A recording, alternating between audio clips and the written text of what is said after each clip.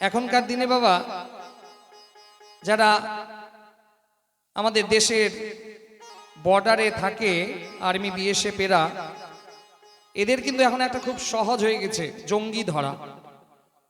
আগেকার দিনে কি হতো, দূরবীন দিয়ে দেখতে হতো, টেলিস্কোপ দিয়ে দেখতে হতো যে জঙ্গি কোথায় লুকিয়ে আছে। এখন বাবা সেটা দেখতে হয় না, এখন একটা ড্রোন নিয়ে আসবে, ড্রোন উপরে চালাবে, জঙ্গি যেখানেই লুকিয়ে থাক না কেন উপর থেকে ছবি তুলবে। ঠিক সেই রকম হচ্ছে আমাদের আজকে অবস্থা, যে উপরে যিনি সর্বেশ্বর ভগবান বসে আছেন তিনি কিন্তু দেখতে পাচ্ছেন যে আমি কি কাজ করছি, আপনারা কি কাজ করছেন, ওনার খাতায় সব কিন্তু এন্ট্রি হচ্ছে। শুধুমাত্র সময়ের অপেক্ষা। ভগবান কা ঘর দের হে অন্ধের নেই, যে ভগবানের ঘরে হ্যাঁ দেরি লাগবে, কারণ ভগবানের কাছে শুধু মানুষ তো নেই, এরকম লক্ষ লক্ষ প্রাণীর বিচার তিনি করেন। এই জন্য বলে যে কলিযুগে পাপ থেকে বাঁচো, না হলে পাপ যদি একবার স্পর্শ হয়ে যায় তাহলে ভগবত শরণাগতি ঘটবেই না। এই জন্য যখনই ভাগবত কথাতে যাবেন, কারণ এই কথাগুলো বলার অভিপ্রায় হচ্ছে যেহেতু আজকে আপনাদের এখানে সপ্তম দিবস, কথা বিরাম হয়ে যাবে, কারণ আমাদের পরে আবার অন্যান্য জায়গায় চলে যেতে হবে, আবার অন্য শ্রোতাদেরকে আমাদের এই কথাগুলো শোনাতে হবে। তো আজকে যেহেতু এখানে সপ্তম দিবস, তাই এই কথাগুলো আমি বারবার বলবো যে যেখানেই ভাগবত পাঠ হোক, জুতো পরে ভাগবত পাঠে একদমই নয়, কারণ ভাগবত রেস্ট্রিকশনের জিনিস। আপনি ভাগবত যদি নিয়ম করে শুনবেন তাহলে আপনাকে, ভাগবত হচ্ছে কল্প বৃক্ষ, ভাগবত হচ্ছে কল্প বৃক্ষ, যে এই কল্প বৃক্ষের কাছে যে যেটা মানসিকতা নিয়ে আসে, সাত্ত্বিক মানসিকতা, এই কল্পরূপী ভাগবত তাকেই সেটা প্রদান করে। এখানে হয়তো অনেক মানুষ আছে, অনেক শ্রোতা আছে যে যাদের মনের মধ্যে অনেক প্রশ্নের সমাধান হচ্ছিল না, এই ভাগবত শ্রবণ করতে এসে দেখবেন কখনো মনে হবে এই কথাটা তো আজকে আমি বাড়িতে ভেবেছিলাম, আর এই ভাগবতে তো এই কথা প্রসঙ্গটাই হলো। এই ভাগবত হচ্ছে কল্প বৃক্ষ, যে যেমন মানসিকতা নিয়ে শ্রবণ করবে এই কল্প বৃক্ষ তাকে সেই রকম ফল প্রদান করবে। এই জন্য যে আপনার ভাব কেমন হবে সেটা তো আপনার উপরে নির্ভর। এই জন্য ভাগবত যেখানে হোক সেখানে যান, কিন্তু নিয়ম থেকে যদি ভাগবত শুনবেন তাহলে কিন্তু লাভ হবে, আর না হলে কিন্তু অনিয়ম হয়ে গেলে তাহলে কিন্তু আরো ক্ষতি হবে। কারণ এই ভাগবত হচ্ছে রাজা পরীক্ষিতের ব্রহ্ম অভিশাপ লেগেছে, সাধারণ কোনো অভিশাপ নয়, ব্রহ্ম অভিশাপ। কে দিয়েছে? একজন ব্রাহ্মণ সন্তান শৃঙ্গি মুনি। কোথায় দিয়েছে? কারণ বলছে মা যে ব্রাহ্মণের অভিশাপ বেশি ফলপ্রসূ হয় কখন কখন, কোন ব্রাহ্মণ যদি গঙ্গার তীরে বিরাজমান থাকে আর গঙ্গার জলের সন্নিধানে যদি থাকে, সেই সময় কোনো ব্রাহ্মণ যদি অভিশাপ দেয় তার অভিশাপ বেশি ফলপ্রসূ হয়। কোনো ব্রাহ্মণ যজ্ঞাগ্নির কাছে যজ্ঞ করছে আর সেই সময় কোনো ব্রাহ্মণ যদি অভিশাপ দেয় তাহলে সেটা বেশি ফলপ্রসূ হয়। কোনো ব্রাহ্মণ কর্মকাণ্ডে পুজো করতে বসেছে সেই সময় কোনো ব্রাহ্মণ যদি অভিশাপ দেয় সেটা বেশি ফলপ্রসূ হয়। তো সেই ব্রাহ্মণকে অভিশাপ দিয়েছে, সেই রাজা পরীক্ষিতকে সেই ব্রাহ্মণ অভিশাপ দিয়েছে যে 7 দিনান্তে তক্ষক নাগ দংশন করবে। কোনো কিন্তু পরন্তু কোনো ফুল স্টপ কিচ্ছু নাই, একদম সোজা একটাই পানিশমেন্ট, 7 দিনান্তে তাকে তক্ষক নাগ দংশন করবে, কেউ বাঁচাতে পারবে না। আর ব্রাহ্মণের অভিশাপ তো দেবতারাও এতে হস্তক্ষেপ করবে না, কারণ যখন কারো উপরে কোনো ব্রাহ্মণ ঋষি সন্ত বৈষ্ণব অভিশাপ দিয়ে দেন, দেবতারাও কিন্তু সেই সব ব্যাপারে হস্তক্ষেপ করেন না। দেবতা বলে এটা তোমাদের নিজস্ব পার্সোনাল ব্যাপারে, একে আমাকে জড়াবে না। তো সেই সন্ত অভিশাপ দিয়েছে রাজা পরীক্ষিতকে, ব্রহ্ম অভিশাপ, যে 7 দিনে আপনার মৃত্যু হবে। তো সেই অভিশাপ আমাদের প্রত্যেক কলিযুগের মানুষের প্রত্যেকের সেই অভিশাপ আমাদের লাগা আছে, যে আমাদের আয়ু কিন্তু 7টা দিন, 7টা বারের মধ্যে কোনো একটা বার আমার মৃত্যু বার। এই জন্য প্রত্যেক কলিযুগের মানুষের একটাই পথ হচ্ছে শ্রীমদ্ ভাগবত মহাপুরাণ। না জানি আজকে আমি আছি কাল থাকবো কিনা কেউ বলতে পারে না, আমি নিজেও বলতে পারবো না। এই জন্য বলে যে কলিযুগের জীবকে, কলিযুগের প্রাণকে, কলিযুগের মানুষকে একমাত্র উদ্ধার করতে পারে এই ভাগবত মহাপুরাণের কথা শ্রবণ।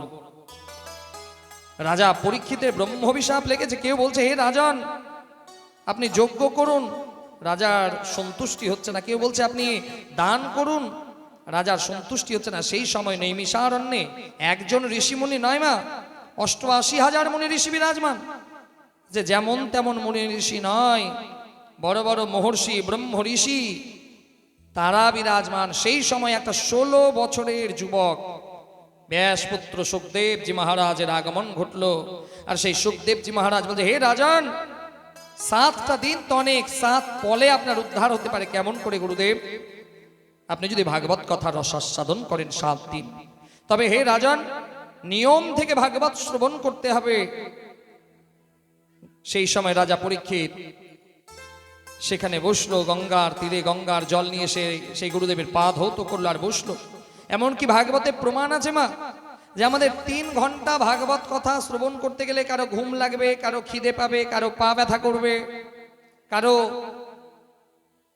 বিভিন্ন প্রাণের মানুষের ফোন আসবে, বলো রাধে রাধে।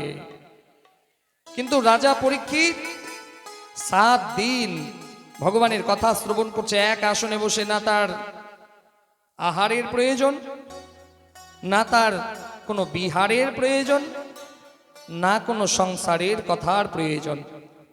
রাজা পরীক্ষিত যখন কথা শ্রবণ করছে, মানুষ সুখদেবের মুখারবিন্দ থেকে ভগবানের কথার বাণী যখন শ্রবণ করছে, সেই ভগবত কথামৃত যখন গ্রহণ করছে মানুষ, সেই কথামৃত গ্রহণ করার পরে সেই রাজা পরীক্ষিতের না খিদে পাচ্ছে, না সাংসারিক কোনো কথা মনের মধ্যে আসছে, আর না বিহার না বসন কোনো কথা মনে আসছে না। কেন?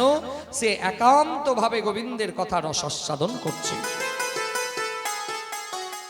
7 দিন নিয়ম থেকে ভাগবত কথা শ্রবণ করেছিল, তাই রাজা পরীক্ষিতের ব্রহ্ম অভিশাপ, শুধুমাত্র অভিশাপ লেগেছে বলে অভিশাপের পূর্তি হবে, কিন্তু এই 7 দিনে তার গোবিন্দের রাঙা চরণ দর্শন লাভ হয়েছিল। এই প্রসঙ্গগুলো আজকে আমরা শ্রবণ করতে পারবো। আমার বলার অভিপ্রায় হলো যে ভাগবত যখনই শ্রবণ করতে যান, নিয়ম থেকে শ্রবণ করুন। ভাগবতের যজমান যদি জীবনে কোনোদিন সম্ভব হয়, কোথাও ভাগবত হচ্ছে সেখানে যজমান হওয়ার চেষ্টা করুন। আমার কথা নয়, বড় বড় ঋষি সাধু সন্ত মহাত্মা বলে গেছেন যে 1 কোটি জন্মের পুণ্য একত্রিত হতে গেলে বাবা ভাগবতের যজমান হওয়া যায়। 1 জন্ম 2 জন্ম নয়, 1 কোটি জন্মের পুণ্য যদি একত্রিত হওয়া যায়, তাহলে আপনি ভাগবতের যজমান হতে পারবেন। কারণ সেই যজমানের উপরে ভগবানের পূর্ণ কৃপা বর্ষিত হয়। ভগবান সেই যজমানকে প্রচুর ঐশ্বর্য, প্রচুর জ্ঞান, তার মনস্কামনা সাত্ত্বিক মনোবাসনা পূর্ণ করেন। সেই যজমান যদি সাত্ত্বিক মনোবাসনা নিয়ে করে তবে। আর যজমানের মনের মধ্যে যদি ভাবে, তার যজমানের মনের মধ্যে যদি কিছু গোলমাল অভিব্যক্তি থাকে, তাহলে তো বাবা ভগবান তার মনোবাসনা কোনোদিনই পূর্ণ করবে না। আর অনেক সময় কি হয়, অনেক সময় গুরুদেবের আশীর্বাদে যেটা হয় না, কিছু কিছু ভক্তের আশীর্বাদে সেটা হয়ে যায়। কারণ বাবা ভক্তও কিন্তু কম নয়। কথাতে ধ্যান দেবেন যে ভগবান সব থেকে বেশি ভালোবাসেন তার ভক্তকে। এই জন্য যখনই ভক্তের উপরে অত্যাচার হয়েছে, ভগবান বৈকুণ্ঠ ধাম ছেড়ে সেই ভক্তকে রক্ষা করার জন্য এসেছে, আসেনি? হ্যাঁ কি না? যবে যবে অন্যায় অত্যাচার হয়েছে কার উপরে? ভক্তের উপরে। ভগবান বলছে অহং ভক্ত পরাধীনা, যে আমি ভক্তের পরাধীন। আর ভক্ত যবে যবে যেখানে যেখানে ভগবানকে ডেকেছে, ভগবানকে আসতে হয়েছে। প্রহ্লাদ যখন ডাকলো একটা স্তম্ভের মধ্যে, যে স্তম্ভের মধ্যে শুধুমাত্র পাথর বিরাজমান, সেই স্তম্ভের মধ্যে যখন ভগবানকে ডাকলো যে হে প্রভু, আজকে আমার পিতার বিশ্বাস রক্ষার্থে এই স্তম্ভের মধ্যেই তোমাকে প্রকট হতে হবে, সেই সময় বৈকুণ্ঠ ধাম থেকে শ্রীহরি নারায়ণ নরসিংহ রূপ ধারণ করে সেই স্তম্ভ থেকেই বিরাজ হয়েছিল, প্রকট হয়েছিল। তো ভক্ত যেখানে যেখানে ভগবানকে ডাকে, ভগবানকে সেখানেই আসতে হয়। ভগবান বলছে অহম ভক্ত পরাধীনা, যে আমি ভক্তের পরাধীন। এই জন্য ভক্তও কিন্তু কোনো অংশে কম নয়। কারণ আপনাদের মতন এত সুন্দর ভক্ত যদি এখানে না হতো, তাহলে এত সুন্দরভাবে ভাগবত কথার আয়োজনই করা সম্ভব হতো না। হতো মা? ভক্ত যদি না থাকে তাহলে ভাগবত হবে? কদাপি নয়। আজকে একটা কথা মনে পড়ে গেল, কারণ আজকে এখানে কথার শেষ তো এই কথাগুলো নিজের অভিজ্ঞতা থেকে। কারণ আমি আমার এই 12 বছরের কথা জীবন হলো কথাবাচকের, 2012 সাল থেকে আমার শুরু হয়েছিল এই পথে চলা। তো সেই সময় থেকে বিভিন্ন অভিজ্ঞতা হয়। আজকে সেই অভিজ্ঞতার কথাগুলো আমরা শ্রবণ করব। কি ইচ্ছা আছে তো? হ্যাঁ কি না? এত আস্তে তো বললে হবে না, তার মানে বুঝতে পারলাম যে আপনাদের ইচ্ছা নেই। ছোটবেলা থেকে অনেকজন বলে মহারাজ যে আপনি এত কড়া কথা কেন বলেন, অনেকজন বলে। কেউ কেউ তো আবার ফোন করে হোয়াটসঅ্যাপ করে, মহারাজ যে আপনি এত কড়া কথা বলেন, ভয় লাগে না? তো বলছে বাবা আমি কড়া কথা বলি, হ্যাঁ কি না? কেউ বলছে হ্যাঁ, কেউ বলছে না। কারণ আমি ছোটবেলা থেকে যাকে শুনে বড় হয়েছি তো সেও সাধারণ ব্যক্তি নয়। ছোটবেলায় যাকে শুনে আমি ভাগবত কথা শিখেছিলাম অল্প অল্প করে, এখনো শিখছি, আগামী দিনেও শিখতে হবে। তো সেই আমার আদর্শ, যাকে আমি খুব ফলো করতাম, এখনো করি, আগামী দিনেও করব, সে হচ্ছে দেবকীনন্দন মহারাজ। চেনেন তো দেবকীনন্দন মহারাজ? উনি কিন্তু কাউকে ভয় পায় না, কারণ ওনার মুখে একটা শোনা কথা বলছে, ওষুধ যত করা হবে তত তাড়াতাড়ি কাজ হবে, তাই না মা? ওষুধ যত কারবা হবে সেই ওষুধ তত তাড়াতাড়ি কাজ করবে। আর আপনি হোমিওপ্যাথিক ওষুধ খাবেন, একদম চাকাচাক মিষ্টি মিষ্টি, ওই দানা দানা দেবে, টেস্টও লাগবে, খেতে দেখবেন সময় লাগবে সারতে, সারবে কিন্তু সময় লাগবে। আর ওষুধ যদি করা হয় না ও তাড়াতাড়ি সারবে, হ্যাঁ কি না? তো কারবা ওষুধ তারাই সহ্য করতে পারবে যাদের তাড়াতাড়ি ভালো হওয়ার ইচ্ছে আছে। আর যাদের ওই ভালো হওয়ার ইচ্ছে নেই, যাদের 7 দিন ভাগবত শুনে ও আবার ওই শেষের দিন জুতো পরে দাঁড়িয়ে থাকবে, তাদের তো বাবা ভালো লাগবে না। ওরা তো বাড়ি যাওয়ার জন্য রাস্তা খুঁজবে, ওদেরকে একটু রাস্তা করে দিয়েন, বলো রাধে রাধে। ওষুধ যত কারবা হবে তত তাড়াতাড়ি কাজ করবে। তো সেই দেবকীনন্দন মহারাজকে ছোটবেলা থেকে শুনে শুনে বড় হয়েছি, তো তার আদর্শগুলোকে পালন করার চেষ্টা করি। তো একজন ভক্তের কথা বলবো, কারণ দেখুন যে অনেক সময় কি হয় যে গুরুদেব তপস্যা করে থাকে, কিন্তু সেই গুরুদেবের তপস্যা পূর্ণ হয় না, আবার ভক্তের মাধ্যম দিয়ে গুরুদেবের সেই দর্শন হয়ে যায়। এইরকমই একটা ঘটনা ঘটেছে আমার জীবনের সঙ্গেও। কারণ ছোটবেলা থেকে খুব সংঘর্ষ করে বড় হয়েছি, ছোটবেলায় প্রত্যেকটা দিন সংগ্রাম করেছি, প্রত্যেকটা দিন লড়াই করেছি, প্রত্যেকটা দিন যেন আমাদের কাছে জীবন যুদ্ধ ছিল। সেই জায়গা থেকে উঠে এসেছি আজকে এই জায়গাতে ভগবানের রাধারানীর কৃপাতে, গোবিন্দের কৃপাতে। তো জীবনে কোনোদিন ভাবিনি যে এই দেবকীনন্দন মহারাজের সংস্পর্শ পাবো, দেবকীনন্দন মহারাজের দর্শন পাবো, জীবনে কোনোদিন ভাবিও নি। কিন্তু একজন ভক্তের মাধ্যম দিয়ে সেই সাক্ষাৎকার এই গত মাসেই আমার হয়ে গেছে নবদ্বীপ ধামে। ঘন্টি বাবার কাছে আমার বাবা একটা গল্প শুনেছিল, আর সেই গল্পটা আজকে আমার বাবা আমাকে শোনালো। আপনাদের এখানে আছে না ঘন্টি বাবা, গোবরজন্নাতে খুব প্রসিদ্ধ ব্যক্তি ছিল। তো সেই ঘন্টি বাবা আমার বাবাকে একটা গল্প শুনিয়েছিল, সেই গল্প আজকে আমার বাবা আমাকে শোনালো। জানার ইচ্ছা আছে ঘন্টি বাবার মুখে সেই গল্পটা। তো গল্পটার অভিপ্রায় হচ্ছে নিজেরা তৈরি করে নেবেন গল্পের মূল বক্তব্য কি, শেষে আমি বলবো। যে একজন ভক্ত ছিল, সেই পরিবারে 3 জন লোক, মা, পিতা আর সন্তান। তাদের খুব অবস্থা একদম দরিদ্রতাপূর্ণ। তাদের একটাই সম্বল ছিল, তাদের ঘরে একটা গোমাতা ছিল, আর তার একটা ছোট ছেলে, 8 বছরের ছেলে, তার নাম ছিল জটিল। তো জটিল একটা সন্তান, 8 বছর বয়স। তার বাবা বৃদ্ধ, সেরকম কোনো কাজ করতে পারে না।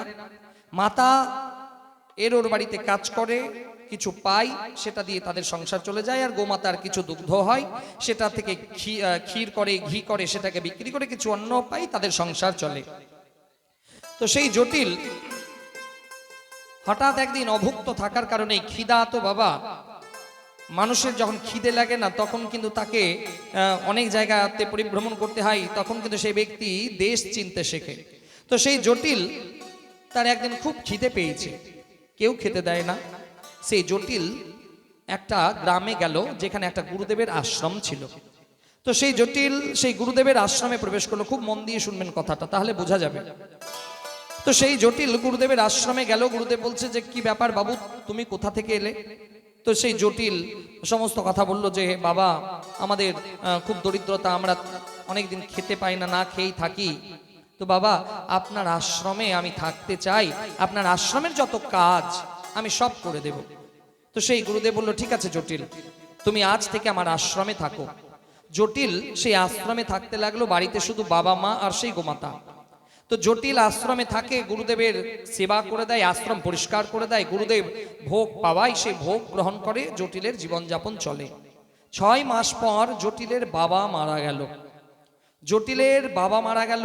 এবার যে বাবাকে যে অগ্নি সংযোগ করাবে, দাহ করবে, সেই অর্থটুকু জটিলের কাছে নাই। তো সেই জটিল গুরুদেবের সংস্পর্শে গেল যে হে গুরুদেব, আমার বাবা মারা গেছে, কিন্তু বাবাকে যে গঙ্গাতে দাহ করব সেই অর্থটুকু আমার কাছে নাই।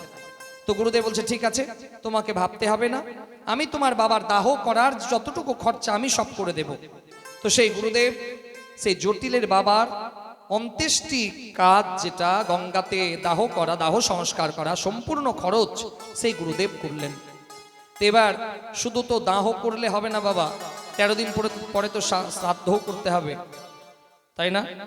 তো জটিল যে শ্রাদ্ধ করবে টাকাই তো নাই, জটিল যে শ্রাদ্ধ করবে টাকা তো নাই। তো সেই জটিল আবার গুরুদেবের কাছে গেছে যে হে গুরুদেব, আমি যে বাবার শ্রাদ্ধ করব আমার কাছে তো কোনো অর্থ নাই। গুরুদেব বলছে আচ্ছা দাঁড়াও, আমি তোমার বাবার শ্রাদ্ধের ব্যবস্থা করব, কিন্তু আমি তোমার বাবার শ্রাদ্ধের ব্যবস্থা করলেও জটিল তোমাকে একটা কাজ করতে হবে। কি? শ্রাদ্ধের পরে যে 12 জন ব্রাহ্মণকে ভোজন করাতে হয়, সেই ব্রাহ্মণ ভোজনের কিছু অংশ তোমাকে নিজে করতে হবে, না হলে তোমার পিতার আত্মা শান্তি পাবে না, তুমি কিন্তু তোমার উদ্ধার হবে না। জটিল বাড়িতে এলো, মাকে বলছে মা, গুরুদেব তো আমার বাবার শ্রাদ্ধ করে দেবে, কিন্তু শ্রাদ্ধের পরে যে 12 জন ব্রাহ্মণকে ভোজন করাতে হয়, তো সেই ভোজনও না গুরুদেব করে দেবে, কিন্তু ভোজনের মধ্যে কিছু জিনিস আমাদের বাড়ি থেকে যদি না যায় তাহলে কিন্তু আমার বাবার উদ্ধার হবে না, আর আমরাও এই জায়গা থেকে উদ্ধার পাবো না। তো সেই জটিলের মা কাঁদতে কাঁদতে সেই গোমাতার দুগ্ধ দহন করলো, আর সেখান থেকে দই বসালো। শ্রাদ্ধ গুরুদেব করালেন নিজস্ব খরচা দিয়ে, নিজস্ব আশ্রমে। 12 জন ব্রাহ্মণ ভোজনের জন্য নিমন্ত্রণ করা হয়েছে, 12 জন ব্রাহ্মণ আসবে। তো এবার জটিলকে বলল তার মা যে জটিল, তোমার বয়স তো 8.5 বছর, তুমি গুরুদেবের আশ্রমে যাচ্ছ, তোমাকে আমি একটা ভাঁড়ের মধ্যে দই দিলাম, এই দই তুমি নিয়ে যাবে, আর পথে যদি কোনো অসুবিধে হয় তাহলে তুমি একজনকে ডাকবে। কাকে ডাকবো মা? তুমি মধুসূদনকে ডাকবে। মধুসূদন মানে ভগবান সর্বেশ্বর বাসুদেব কৃষ্ণ। কিন্তু সেই 8.5 বছরের ছেলে বলছে মধুসূদন কে হয় মা? মধুসূদনকে তো কোনোদিন দেখিনি মা, কে হয়? তো তার মা বলে দিল তোমার দাদা হয়। যখনই তুমি রাস্তাতে যদি বিপদে পড়ো তাহলে তোমার ওই দাদাটাকে ডাকবে মধুসূদন দাদা বলে, দেখবে ও তোমার কাছে আসবে, আর যতক্ষণ আসবে না তুমি যাবে না। জটিল, ওর তো 8.5 বছর বয়স, ওর মনে তো অত কিছু নেই। তো সেই জটিল যখন রাস্তা দিয়ে হেঁটে যাচ্ছে, মা হোঁচট খেয়ে সেই দই নিয়ে পড়ে গেল। তো জটিল মনে মনে কাঁদছে যে এই দই আমি নিয়ে যাচ্ছিলাম ব্রাহ্মণ ভোজনের জন্য, আর সেই ব্রাহ্মণ ভোজন তো হলো না, দই পড়ে গেল, তাহলে এখন তো আমার বাবার উদ্ধার হবে না, এখন কি হবে? তো মায়ের কথাটা মনে পড়ে গেল, মা যে বলেছিল বিপদে পড়লে তুমি তোমার মধুসূদন দাদাকে ডাকবে। 8.5 বছরের ছেলে জটিল মধুসূদন দাদাকে ডাকছে, মধুসূদন দাদা, মধুসূদন দাদা। ডাকতে ডাকতে ভগবান আর আসে না, ভগবান আর আসে না। রাধারানী গোবিন্দকে বলছে হে গোবিন্দ, আজকে তোমার ভক্ত যে তোমাকে ডাকছে, তুমি তার কাছে যাও। সেইখানে গোবিন্দ স্বয়ং বিরাজ হলেন, আর একটা ব্রাহ্মণের ছদ্মবেশ ধারণ করে সেখানে গেলেন। বলছে আমি মধুসূদন দাদা, কি হয়েছে তোমার? বলছে ওহো আপনি মধুসূদন দাদা? বলছে হ্যাঁ আমি মধুসূদন দাদা। আপনারই কথা মা বলেছে? বলছে হ্যাঁ তোমার মা আমারই কথা বলেছে। কি সমস্যা হয়েছে তোমার? বলছে দাদা আমি ব্রাহ্মণ ভোজনের জন্য দই নিয়ে যাচ্ছিলাম, আর এই রাস্তাতে দই পড়ে গেল দাদা, আমি এখন কি করব তুমি বলো। ভগবান সর্বেশ্বর বাসুদেব কৃষ্ণ সেই সন্তানের মুখমণ্ডলে তাকালেন, আর সেই ভাঁড়টাকে তুললেন। সেই দধি অর্ধেকটা দই পড়ে গেছে, আর অর্ধেক দই বিরাজমান সেই ভাঁড়টাকে নিজের কাছে রাখলেন, আর নিজের কাছ থেকে একটা ভাঁড় দিয়ে বললেন যে হে জটিল, তুমি এই ভাঁড় নিয়ে যাও, তুমি এই ভাঁড় নিয়ে যাও যেখানে ব্রাহ্মণ ভোজন হচ্ছে, আর এই ভাঁড়ে যা অন্ন আছে, এই ভাঁড়ের অন্ন তুমি সেই ব্রাহ্মণগুলোকে পাওয়াবে। জটিল বলছে তাই দাদা? বলছে হ্যাঁ। জটিল সেখান থেকে সে নতুন ভার নিয়ে, ভগবানের দেওয়া ভার নিয়ে চলে গেল গুরুদেবের আশ্রমে। গুরুদেব ব্রাহ্মণকে বসিয়ে রেখেছে ভোজন করাবে বলে। তো গুরুদেব বলছে কি ব্যাপার জটিল, তুমি এত বিলম্ব করলে কেন? তো সেই জটিল বলছে গুরুদেব আমার পথে আসতে একটা সমস্যা হয়েছিল, তাই আমি সময় মতন আসতে পারিনি। তো যাও যাও, ওই যে 12 জন ব্রাহ্মণ বসে আছে ওই ব্রাহ্মণকে ভোজন করাতে হবে। তো সেই জটিল যখন ছোট্ট একটা ভাঁড় নিয়ে গেছে গুরুদেবের কাছে, গুরুদেবের মাথা গেল খারাপ হয়ে, যে তোমার মায়ের কি কোনো জ্ঞান ছিল না যে 12 জন ব্রাহ্মণকে ভোজন করাবে, এই এত ছোট্ট একটা এতটুকু একটা ভাঁড় পাঠিয়ে দিয়েছে? তো জটিল বলছে গুরুদেব আমি তো জানি না, আমাকে যেটা দিয়েছে সেটাই আমি দিলাম আপনাকে।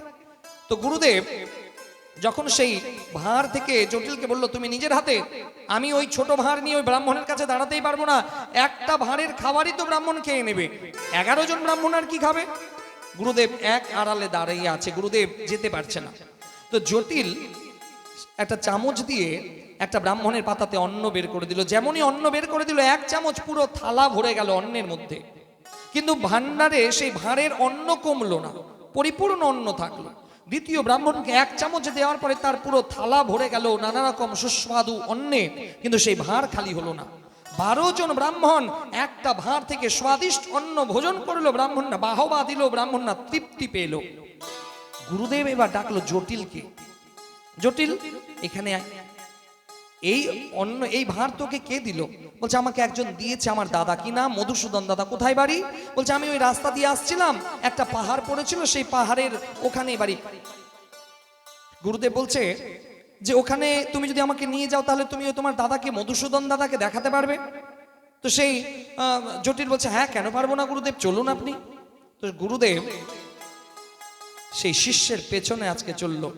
অন্যান্য দিন কি হয়, গুরুদেবের পেছনে শিষ্য চলে, অন্যান্য সময় কি হয় বাবা, গুরুদেব আগে আগে যায়, শিষ্য পিছন পিছন যায়। আর আজকে মানো শিষ্য আগে আগে যাচ্ছে, গুরুদেব তার পেছন পেছন যাচ্ছে। তো সেই পাহাড়ের কাছে যখন গেল, তো সেই শিষ্য বলছে গুরুদেব আমি এইখানে আমার দাদাকে ডেকেছিলাম। তো গুরুদেব বলছে তাহলে তোমার দাদাকে ডাকো একবার দেখি। তো এবার ডাকছে মধুসূদন দাদা, মধুসূদন দাদা, মধুসূদন দাদা, আসে না। তখন গুরুদেব বলছে তুমি আমার সঙ্গে রসিকতা করছো, তুমি আমার সঙ্গে রসিকতা করার জন্য আমাকে এত দূর নিয়ে এলে।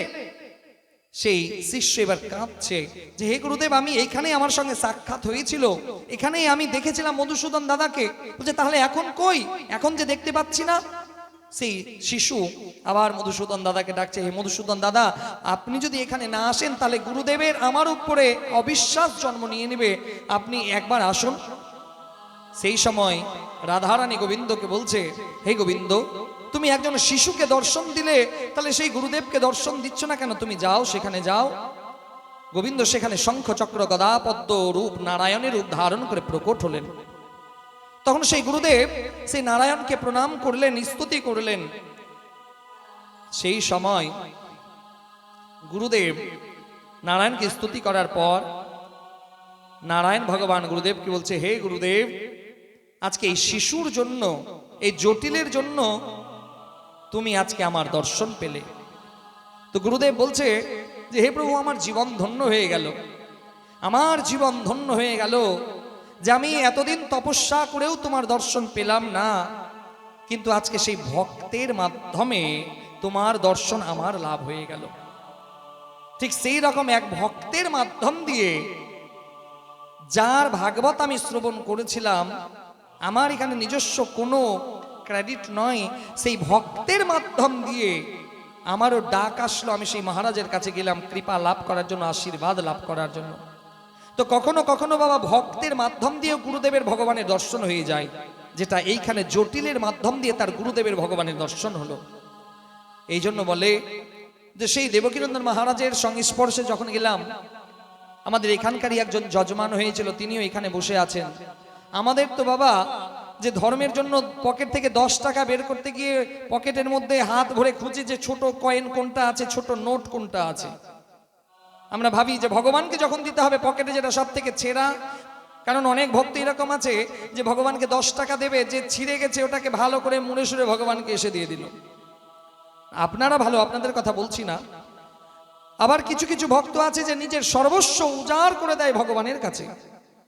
তো সেই ব্যক্তি, সেই জন এখানেই বসে আছে, তিনি সেই ভাগবত পাঠের যজমান হয়েছিলেন।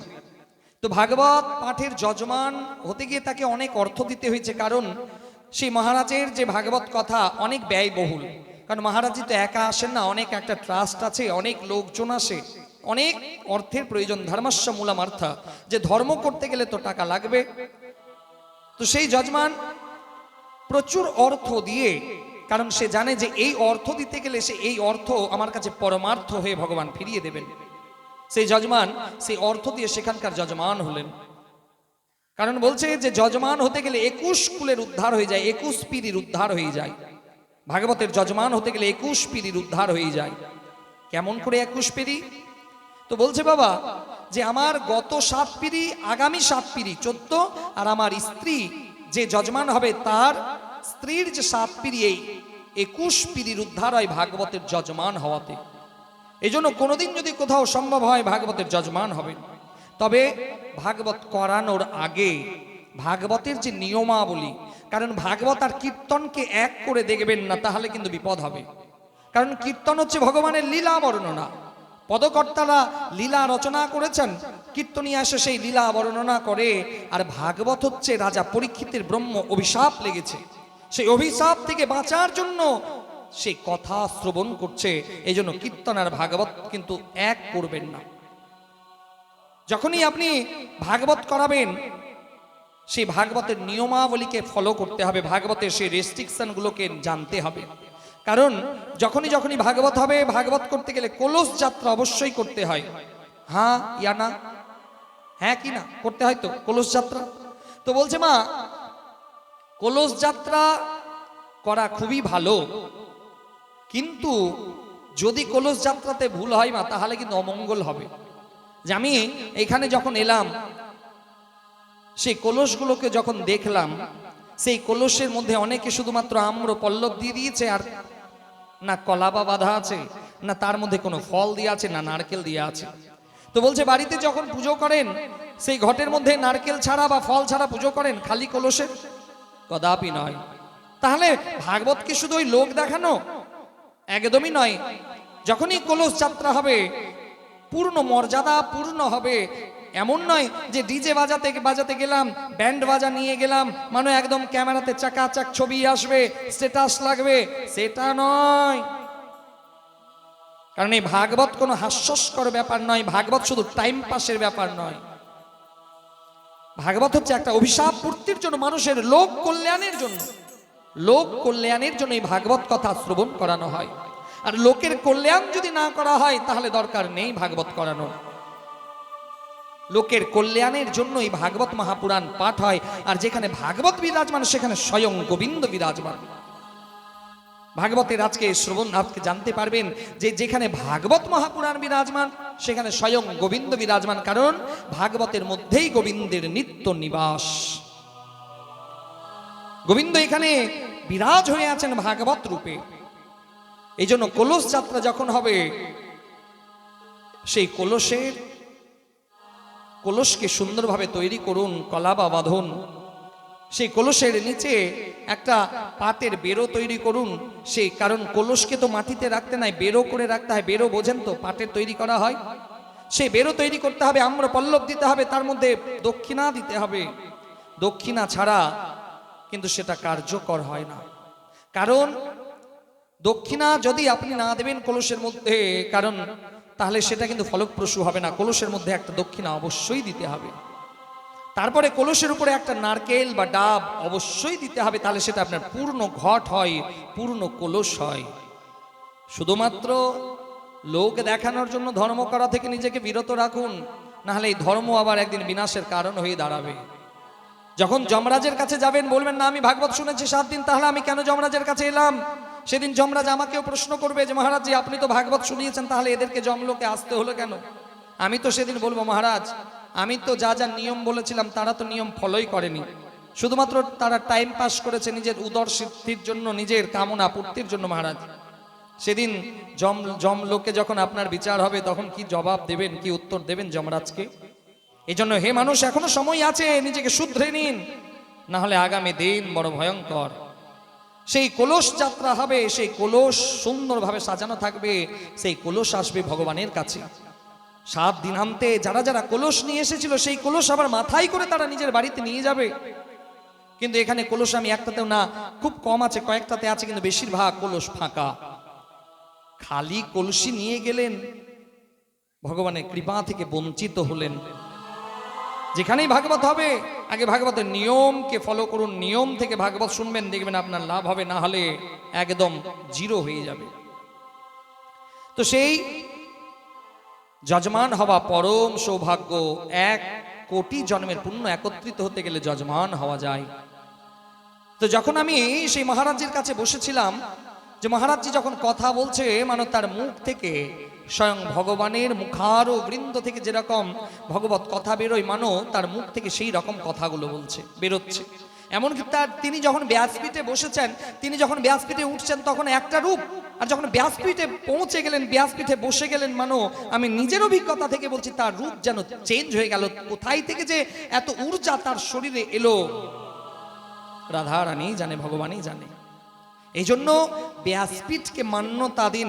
ব্যাসপীঠ যখন কোনো কথা বলে সেটাকে ধারণ করতে শিখুন। ব্যাসপীঠের মান্যতা যদি না হয়, তাহলে ভাগবত কথা শোনা আর বাড়িতে বসে টিভি সিরিয়াল দেখা একই লাভ। ব্যাসপীঠের কথা যদি মান্যতা না দেবেন, তাহলে বাবা বাড়িতে সিরিয়াল দেখুন, আপনার চরিত্র বরবাদ হবে, আপনার ফ্যামিলি বরবাদ হবে, রাম রাম। আর নিজের উদ্ধার যদি চান, নিজের কল্যাণ যদি চান, নিজের বংশের কল্যাণ যদি চান, তাহলে ভাগবত কথা শুনতে হবে নিয়ম থেকে। তো গতকালকে আমরা যে প্রসঙ্গ শ্রবণ করেছিলাম, সেই প্রসঙ্গে প্রবেশ করার আগে কয়েকটা কথা অবশ্যই বলতে হয়। তো বহু জন্ম জন্মান্তরের ফলে সেই ভক্তের মাধ্যমে, ভক্তের পুণ্যে আমার সেই গুরুদেবের কৃপা লাভ হলো। গুরুদেবকে দেখলাম, সেখানে বুঝতে পারলাম যে যত কড়া ওষুধ তত তাড়াতাড়ি কাজ হয়। তার কাছ থেকেই শেখা, এই জীবনের অভিজ্ঞতা, এই জীবনে পরম প্রাপ্তি। এই জন্য বলে যে ভগবত কৃপা যদি হয়ে যায়, আপনি যেটা চাইবেন ভগবান আপনাকে সেটাই প্রদান করবে। তো সেই দেবকীনন্দন মহারাজের কৃপা লাভ রাধারানীর ইচ্ছাতে হয়েছে, ভক্তের মাধ্যম দিয়ে। আমার কোনো ক্রেডিট এখানে নেই। বলো রাধে রাধে। তো গতকালকে আমরা যে প্রসঙ্গ শ্রবণ করেছিলাম, সেটা হচ্ছে ভগবান শ্রীকৃষ্ণ দ্বারিকাধীশ হলেন। এদিকে দ্বারিকাধীশ ভগবান শ্রীকৃষ্ণের কাছে পত্র এলো, রুক্মিণী চিঠি লিখলেন যে আমার বিবাহ শিশুপালের সঙ্গে নির্ধারিত হয়েছে, পরশুদিন আমাকে বরযাত্রী আসবে, আমাকে নিয়ে চলে যাবে, আপনি আমাকে বাঁচান, কারণ আপনাকেই আমি পতিরূপে মনে মনে মেনেছি। তো ব্রাহ্মণ যখন সেই পত্র পড়ে শোনালো, ভগবান শ্রীকৃষ্ণ সর্বেশ্বর তিনি রথ নিয়ে এলেন সেই গৌরী মন্দিরে, আর গৌরী মন্দির থেকে রুক্মিণীকে হাত ধরে নিজের দ্বারিকা নগরে নিয়ে গেলেন। সেখানে বিবাহ হলো ভগবানের। এবার আজকে যে প্রসঙ্গ,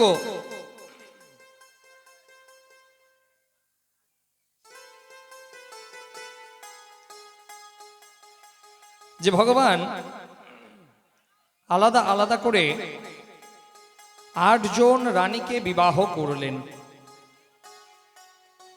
ভগবানের 8 পাটরানী, সেই 8 জন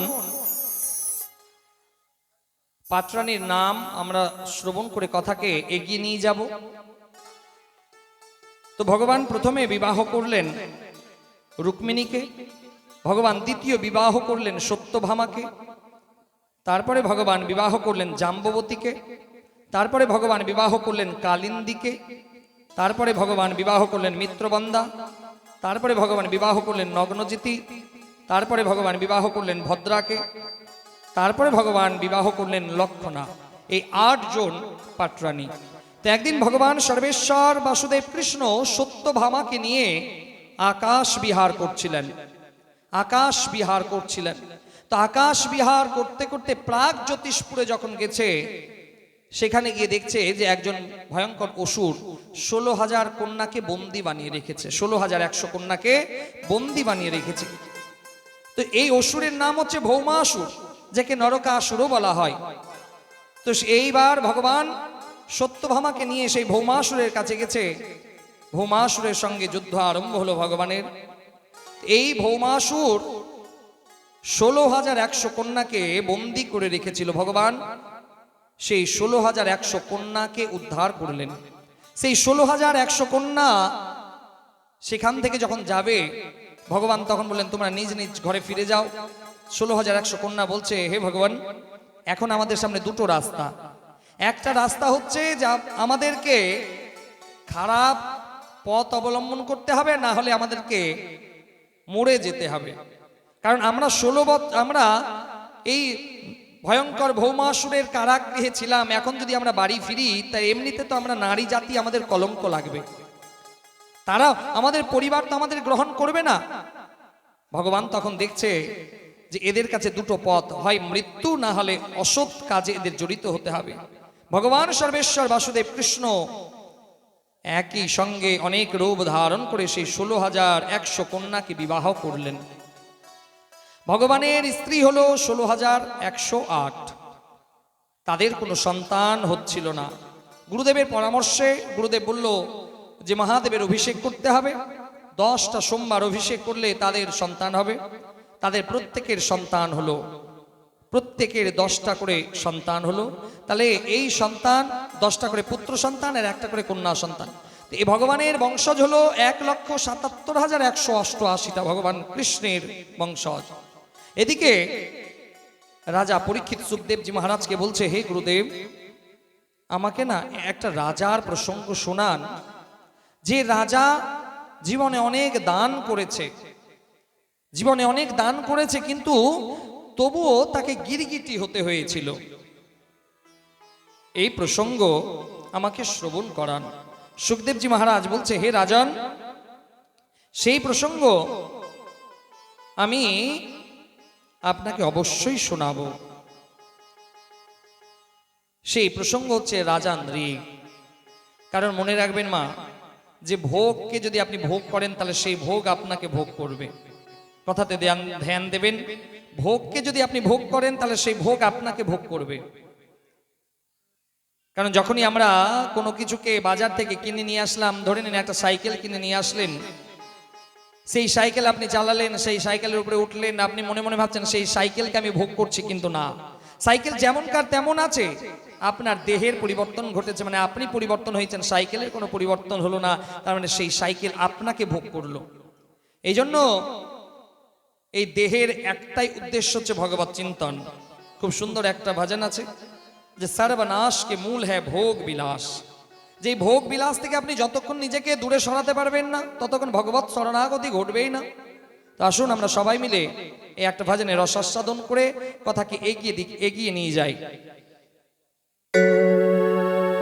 सर्वनाश के मूल है ये सब भोग विलास। सर्वनाश के मूल है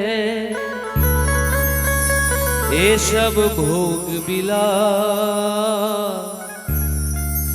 पश्चाताए मौत जब आएगा तेरे द्वार कि भजले हरि हरि, कि भजले हरि हरि।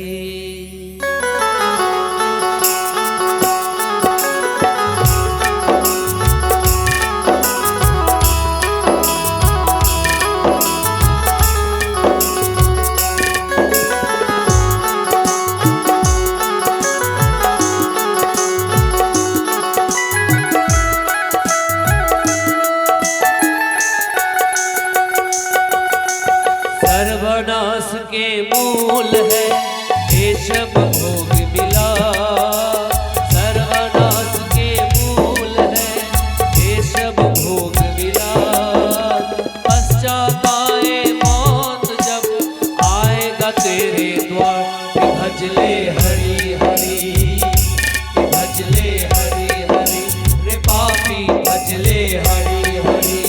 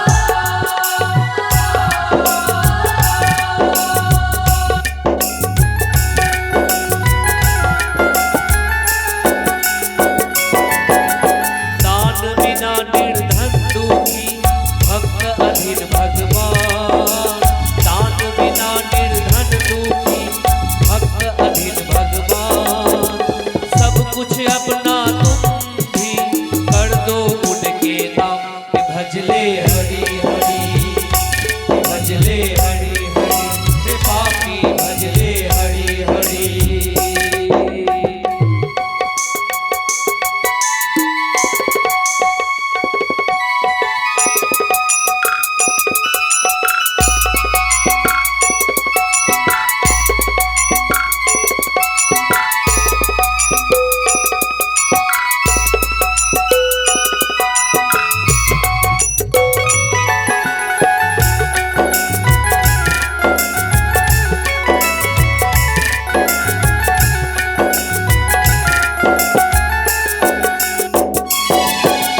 आया खाली हाथ और भेजा खाली हाथ आया खाली हाथ और भेजा खाली हाथ कैसा है ये दीन दयाल कैसा है दीननाथ कि भजले हरि हरि कि भजले हरि हरि कि भजले हरि हरि सर्वनाश के मूल है ये सब भोग विलास सर्वनाश के मूल है ये सब भोग विलास पश्चाताए मौत जब आएगा तेरे द्वार कि भजले हरि हरि कि भजले हरि हरि कि भजले हरि हरि भजले हरि हरि कि भजले हरि हरि कि भजले हरि हरि भजले हरि हरि बोलो राधे राधे। सुखदेव जी महाराज রাজা পরীক্ষিতকে বলছে, হে রাজন, এবার আমি আপনাকে যে দানির গল্প শোনাবো, যে দানির কথা শোনাবো, আপনি তার কথা শ্রবণ করুন। রাজা পরীক্ষিত হাত জোর করে গুরুদেবকে বলছে, হে গুরুদেব, আপনি সেই ইক্ষ্বাকু পুত্র রাজা নৃগের কথা শোনাবেন? গুরুদেব বলছে, হ্যাঁ, কারণ বড় দানীদের মধ্যে তাকে গণ্য করা হয়, কিন্তু তার একটা ভুলের জন্য তাকে গিরগিটি হয়ে আসতে হয়েছিল। এই প্রসঙ্গ আমরা শ্রবণ করব। রাজা নৃগ ইক্ষ্বাকু পুত্র, সূর্যবংশীয়, সাধারণ কোনো রাজা নয় মা। যে রাজা নৃগ প্রত্যেক দিন দান করতেন, দান করার পরে তবে অন্য কিছু গ্রহণ করতেন। প্রত্যেক দিন রাজা গো দান করতেন। এই দানের কথা যখন এলো, একটা কথা বলতেই হয়। এখন কি মাস চলছে বাবা? বৈশাখ মাস। বৈশাখ মাসের মাহাত্ম্য কিন্তু অনেক বেশি আছে। এই বৈশাখ মাসে যদি সম্ভব হয় ফল দান করবেন। বৈশাখ মাসে জল দান করুন, ফল দান করুন, অন্ন দান করুন। এ প্রচুর মহিমা আছে। বৈশাখ মাসে দান করলে ফল তো অবশ্যই দান করতে হয়। আমাকে দেওয়ার কথা বলছি না, আমাকে দিতেও হবে না। কারণ বাবা, এখন দানের কথা যখন আসে তো তখন মানুষের মন বিগড়ে যায়। আমার কাছেরই 12 বছর থেকে যে আমার সঙ্গে আছে, সে আজকে একটা প্রসঙ্গ আমাকে শ্রবণ করিয়েছে। কথাটার মধ্যে কিন্তু দম আছে। শুনবেন সেই কথাটা কি বলেছে ও? কারণ মানুষের দান করার ব্যাপার যখন চলে আসে না, তখন কিন্তু ওর মাথাতে একদম একদম ভালো করে মাথাতে একদম চুলকানি উঠে যায়। কথা কারবা হবে। যারা সহ্য করতে পারবে তাদের লাইফ সেটেল হয়ে যাবে, আর যাদের সহ্য করতে পারবে না ওরা শুধু পালানোর রাস্তা খুঁজবে। আজকে একটা গল্প শোনালো যে শিবায়দা যখন দানের ব্যাপার আসে তখন মানুষের মানসিকতা এত খারাপ হয়ে যায় যে দান এরা করবে না। আর দান যখন করবে কোনো না কোনো চালাকি এরা কাজে লাগাবে। মানুষ এত চালাক নিজেকে ভাবে, কিন্তু এরা ভাবে না যে আমার চালাকি ভগবানের কাছে কিছুই নয়। আরে তুমি কি, তোমার থেকে কত রথী মহারথী তো ধূলিসাৎ হয়ে গেল, তুমি তো তার নখের যোগ্যও নয়। ভগবান সেই চালাকিকে খুব তাড়াতাড়ি ধরে। ভগবান শুধুমাত্র দেখে তার নাটকগুলো, আর উচিত যখন সময় আসে তাকে দণ্ড প্রদান করে। 2007-এর একটা ঘটনা শোনাই, তারপরে ওর বলাটা গল্প শোনাবো। 2007-08 সম্ভবত, তখন আমি ক্লাস 9-এ পড়ি। মোহনপুর বলে একটা জায়গা আছে, ওখানে আমি দুর্গাপূজা করতাম। প্রথমে বাবার সঙ্গে করতাম 5-7 বছর, তারপরে বড় জেঠুর সঙ্গে সেইবার করছিলাম 2007-8 হবে বোধহয়। আমার জীবনের অভিজ্ঞতা থেকে বলছি, মোহনপুরে দুর্গাপূজা হতো, আমি দুর্গাপূজা করেছি সেই জায়গায়। তো বাবা, কিছু কিছু মানুষের না ব্রাহ্মণের উপরেও লোভ তৈরি হয়ে যায়। আরে ব্রাহ্মণ পুজো করবে, সব কিছু নিয়ে চলে যাবে, আমরা শুধুমাত্র থেকে যাব। কিন্তু এদের ফল যে কত ভয়ঙ্কর হয় সেটা আমি নিজের অভিজ্ঞতা থেকে বলছি। এখানে হয়তো মোহনপুরের অনেক লোক হতে পারে, তারা জানবে, তারা জানে, বা আপনাদের আত্মীয় স্বজন যদি থাকবে ফোন করে জেনে নেবেন, কোনো ভয় নাই, কারণ সত্যি কথা বলতে ভয় লাগে না। শরীরে সনাতনের রক্ত বইছে তো, কলিজা শক্ত আছে। তো 2007-8 যখন 7 বা 8 সম্ভবত 7, সেখানে যখন দুর্গাপূজা করলাম বাবা, নবমীর দিন পুজো হয়ে গেছে, যজ্ঞ হয়ে গেল। দশমীর দিন যখন সেই দুর্গা মন্দিরে প্রবেশ করেছি, দশমী পুজো করব বলে দধিকর্মা হবে, মাকে বিসর্জন দেব, কারণ মাকে তো মন্ত্র পাঠ করে ডাকা হয়েছে, আবাহন করা হয়েছে, এবার মন্ত্র পাঠ করে তো মাকে আবার বিদায় জানাতে হবে। দশমীর দিন দর্পণ বিসর্জন করতে হবে, হ্যাঁ জি আনা। তো এবার দশমীর দিন যখন প্রবেশ করেছি মা, দেখছি দুর্গার পায়ে কাপড় নেই, শাড়ি নেই, লক্ষ্মীর কাছেও শাড়ি নাই, সরস্বতীর কাছেও শাড়ি নাই। যে বস্ত্র মাকে দেওয়া হয়েছিল সেই সপ্তমীর দিন, সেই সপ্তমী থাকলো, অষ্টমী থাকলো, নবমী রাত্রে বেলায় গোলমাল হয়েছে, দশমীর সকালে গিয়ে দেখছি একটাও শাড়ি নাই। তো সেখানে আমাদের একজন সেবায়িত ছিল, তাকে বলছি কি ব্যাপার কাকা, মায়ের পায়ের বস্ত্রগুলো কই? তো সে আমাকে চুপি চুপি আড়ালে নিয়ে এলো যে বাবু, কারণ আমি তার খুবই ছোট, তখন আমি 8-9 ছাত্র। তো রাত্রেবেলা কমিটির কিছু ছেলেরা ওই মা দুর্গার পা থেকে সব কাপড় তুলে নিয়েছে। মাথা খারাপ হয়ে গেল, যে মাকে আমরাই স্পর্শ করতে ভয় পাই, কিন্তু মানুষের লোভ যখন জেগে যায় তখন সেই লোভ তাকে মৃত্যুর দিকে এগিয়ে নিয়ে যায়। এরা জানে না যে কোথায় এরা হাত দিতে চলেছে। তো সমস্ত কাপড় তারা তো ওই নবমীর রাত্রেই সরিয়ে দিয়েছে। দশমীর দিন এবার লোকজন জমায়েত হলে কি ব্যাপার, তো তাদের কাছ থেকে একটা খবর এলো যে না, আমরা দান করব, গরিবকে বস্ত্র দান করব। ভালো কথা, দান করবে তো ভালো কথা, কিন্তু মায়ের পুজো কমপ্লিট হলো না, তার আগে তুমি সেখান থেকে বস্ত্রগুলো সরালে। বলছে না, আমরা দান করব, ব্রাহ্মণের সঙ্গে তো টাকার কন্ট্যাক্ট হয়েছে, ব্রাহ্মণ টাকা নিয়ে চলে যাবে।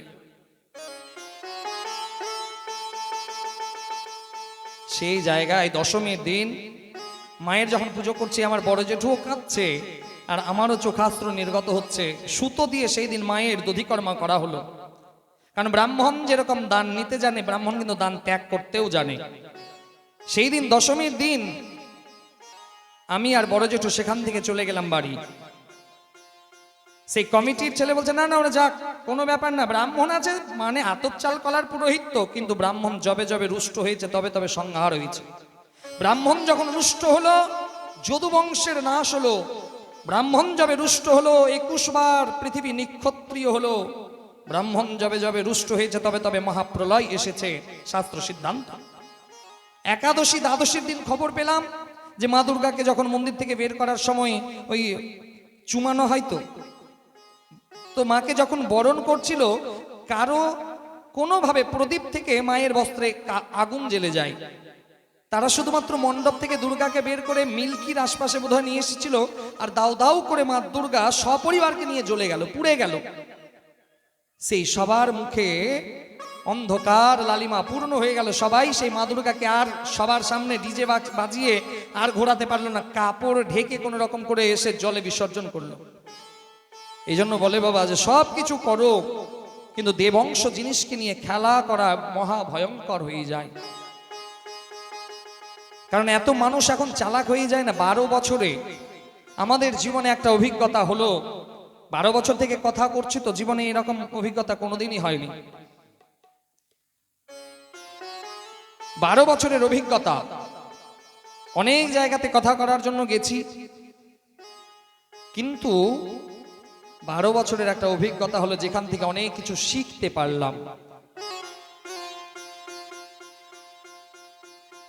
কারণ বলছে মা যে একটু ভুল যদি হয়ে যায় না, তাহলে বিপদ কিন্তু অবশ্যই আসবে। তো ওর কথাটা আগে বলে দিই যে মানুষ দানের চক্করে পড়ে যখন মানে দান করার ব্যাপার আসে তখন এত হাত কেঁপে যায়। এরা ভাবে যে দান করতে হবে, দান করার ব্যাপারে এদের খুব ভয় লাগে। তো একজন কঞ্জুস ব্যক্তি মামা আর ভাগনা, খুব মন দিয়ে শুনবেন। মামা আর ভাগনা বলছে, মামা ভাগনা গল্প করছে, ভাগনা মানুষ হয়ে জন্ম নিলাম, কিছু পুণ্য তো করতে হবে ভাগনা। মামা ভাগনা বলছে হ্যাঁ মামা, তো শুনেছি বৈশাখ মাসে দান করলে, ফল দান করলে পুণ্য হয়, দক্ষিণা প্রদান করলে পুণ্য হয়। তো মামা আর ভাগনা দুটোই কিন্তু কঞ্জুস, যে ঠিক আছে চল তাহলে। গঙ্গাতে স্নান করলো, গঙ্গাতে স্নান করে এবার তো ওখানে দেখছে যে ওখানে অনেক ব্রাহ্মণ দেবতা আছে, পান্ডাজি আছে, দান করতে হবে। আর এরা মামা ভাগনা তো কাউকে দান করবে না, মামা ভাগনা কাউকে দান করবে না। তো সেই ভাগনা মামাকে বলছে যে মামা তুমি এক কাজ করো, তুমি স্নান করে আসো আর আমি ভিখারি সেজে যাব। খুব মন দিয়ে শুনবেন, মামা তুমি স্নান করে এসো, কারণ স্নান করে উঠেই তো দান করতে হয়, দক্ষিণা দিতে হয়, হ্যাঁ কি না? তো সেই ভাগনা বলছে তুমি স্নান করে এসো, আমি ভিখারি সেজে যাব, তোমার সামনে ওই খুঁড়তে খুঁড়তে হাঁটবো, তুমি আমাকে ভিক্ষা দিয়ে দেবে, তাহলে তোমার দান হয়ে গেল, কিন্তু সেই দানটা তো তোমার ভাগনার কাছেই থেকে যাবে। মামা বলছে ঠিক আছে তাহলে ভাগনা তুমি যখন স্নান করে উঠবে তখন আমি ভিখারি সেজে যাব, তুমি আমাকে দান করে দেবে, তাহলে দানের ধনটা আর বাইরে যাবে না, ঘরেই থেকে যাবে। বলো রাধে রাধে। এটা বড় ভয়ঙ্কর হয়ে যায়, কারণ একটা কথা অবশ্যই বলতে হয় যে ধরে নিন বাড়িতে কোনো ব্রাহ্মণ দেবতা এলো, তোমা এখানে কার অভিশাপ লেগেছে? কার অভিশাপ লেগেছে? 7 দিন ধরে যে কথা শুনলেন, কার অভিশাপ লেগেছে? কার? রাজা পরীক্ষিতের ব্রহ্ম অভিশাপ লেগেছে। তো অভিশাপ থেকে বাঁচার জন্য 7 দিন ভাগবত কথা শ্রবণ করেছে, তাই তো? কে শ্রবণ করিয়েছে? সুখদেবজি মহারাজ। 7 দিন ধরে রাজা পরীক্ষিতকে সুখদেবজি মহারাজ কথা শুনিয়েছে। তো বাবা কথা শ্রবণ করার পরে তো দক্ষিণা দিতে হয়, তাই না? হ্যাঁ কি না? দক্ষিণা না দিতে গেলে কথা সিদ্ধ হবে? আপনি গুরুদেবকে বাড়িতে প্রণাম করলেন, প্রণামী দিলেন না, আপনার প্রণাম করা লাভ হবে? হ্যাঁ কি না? হ্যাঁ। তো এবার বলছে যে দেখুন দান আর দক্ষিণা এরা কিন্তু স্বামী স্ত্রী, এই জন্য বলে না দান করতে গেলে দক্ষিণা দিতে হয়, হ্যাঁ কি না? এবার কি হয়েছে যে রাজা পরীক্ষিত কথা শ্রবণ করলো, সুখদেবজি মহারাজ কথা শোনালো। তো রাজা পরীক্ষিত কথা শোনার পরে দক্ষিণা দিল, আর সেই দক্ষিণা যদি কোনো রাজা এসে নিয়ে চলে যায় তাহলে সে পাপ হবে না পুণ্য হবে? রাজার কোথায় পাপ হবে না পুণ্য হবে? পাপ হবে, কারণ সেই দক্ষিণাতে কার অধিকার? সুখদেবজি মহারাজের। সুখদেবজি মহারাজ, কারণ সুখদেবজি মহারাজ কথা শুনিয়েছে, আর সেই সুখদেবজি মহারাজের কাছে দক্ষিণা পৌঁছলো না, পৌঁছে গেল রাজার কাছে। এতে কি হবে? সেই রাজার পাপ লাগবে, কারণ ব্রাহ্মণের ধনকে হরণ করা, ব্রাহ্মণের ধনকে হজম করা বড় কঠিন, বড় কঠিন। কারণ দান আর দক্ষিণা এরা স্বামী স্ত্রী, এই জন্য বলে কিছু দান করার পরে দক্ষিণা দিতে হয় না। দানের মধ্যে কার বিরাজমান? দানের মধ্যে নারায়ণের বিরাজমান। আর দক্ষিণাতে কার বিরাজমান? লক্ষ্মী দেবীর বিরাজমান। এই জন্য দান আর দক্ষিণা একই সঙ্গে কথা বলে না। আপনি যখনই কোনো কাউকে কিছু দান করবেন তো দানের তো দক্ষিণা দিতে হয়, হ্যাঁ জি আর না জি। এবার ধরে নিন আপনি দান করলেন আর দক্ষিণা যদি না দিলেন তাহলে সেই দানের মহিমা থাকবে, হ্যাঁ ইয়া না? এই উত্তরটা আপনাদের মুখ থেকে শোনার ছিল, উত্তরটা পেয়ে গেলাম। প্রথম দিন আমার একটা খুব ভুল হয়ে গেছে,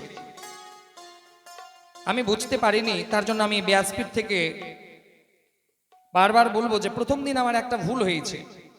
কারণ প্রথম দিন যখন আমি এখানে কথা করতে এলাম তো আমাকে কোনো যজমান বরণ করলো, মানে দান করলো, পাঞ্জাবি ধুতি ইত্যাদি দান করলো।